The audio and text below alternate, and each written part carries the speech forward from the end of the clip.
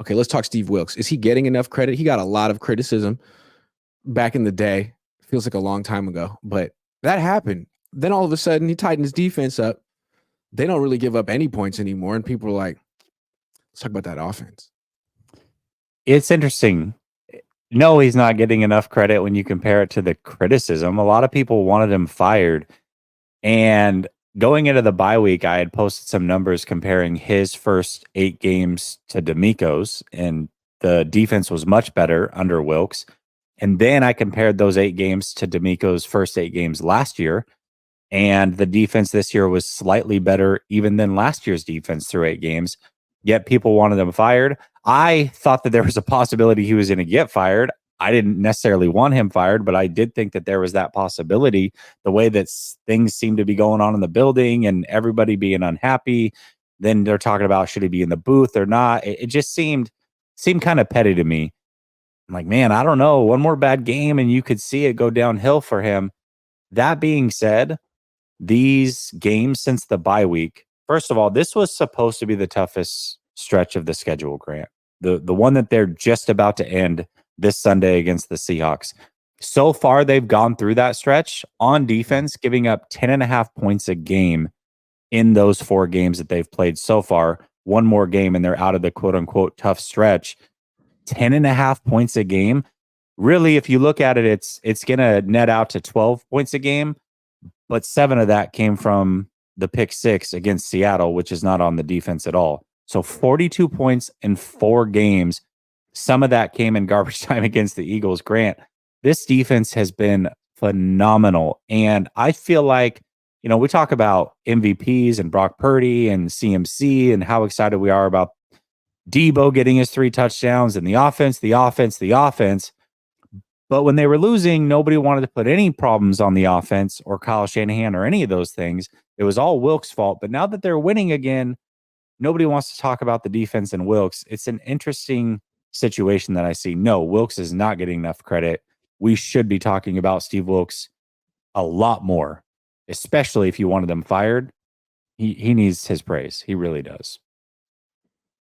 Yeah, he should be in the running for coordinator of the year. Yes. Yes. Like D'Amico and Saleh got so much credit for what they did. But, I mean, you could argue that Steve Wilks right now has a better defense than either of those two ever put together. He's got really good players, but, I mean, he's got Ambry Thomas playing well. What he's done with Ambry Thomas, that you start there with Steve Wilks. He got Chase Young, and he has a lot of good players, but, like, look at Ambry Thomas. D'Amico couldn't do that. I agree. D'Amico could not do that. There were limits to what D'Amico and Saleh could do, and they're great linebacker coaches. They developed Greenlaw and Fred Warner, and that's huge. But the Niners haven't had someone who could develop DBs like this since, I don't know, not since I've been covering the team. When has Charvarius Ward just played against the best receiver and followed him all around the field before this year? Hasn't really happened. So, I mean, maybe here or there you would see it for a drive or something like that, but not for full games at this rate. I mean, he went DK and then AJ Brown, and he's probably going to shadow DK again this week. I mean, it's all credit to Steve Wilks. It has to be the development of Ambry Thomas, the development of Lenore, and I want to say this too. It showed up during training camp. The way that he would pull players aside and coach in the moment was really fun to watch. And I talked about it almost, it seemed like after every training camp practice, it was like, man, this guy really gets in the weeds. He's watching drills. He's coaching in the moment. He is a hands-on coach. I know that he prefers to be in the booth and whatever, but I think during the week, during practice, he really is putting in that effort to make these players better. And he spent a lot of time with that secondary. And also the fact that Jair Brown was able to come in. I know that he may not, we just talked about him possibly getting replaced. Maybe that happens. Either way, for a rookie to slide in for an all-pro player in Talanoa Hufanga, and this defense doesn't miss a beat against good teams, that says something too. He's developing a lot of these young players. We'll talk about Lenore for a second. Yeah. Like, who has he become? Who does he think he is? So good. He's so good. He's physical.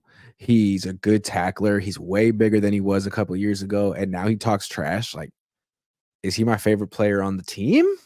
Maybe. Maybe. He's like the new Jimmy Ward. Like, that's what Jimmy was like. Jimmy was unapologetic, tougher than you think, stronger than you think, more violent than you think, can do everything.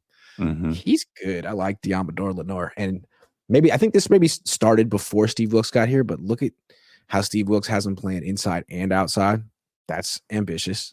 He's doing it really well. Yeah, he is. He And the really, like you said, it starts and ends with Ambry Thomas.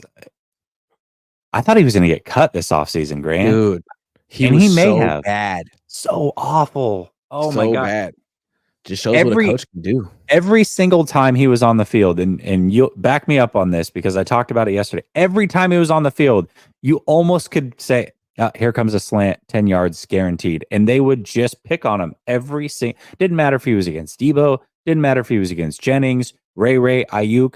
They went at him every single time he stepped on the field. They attacked him.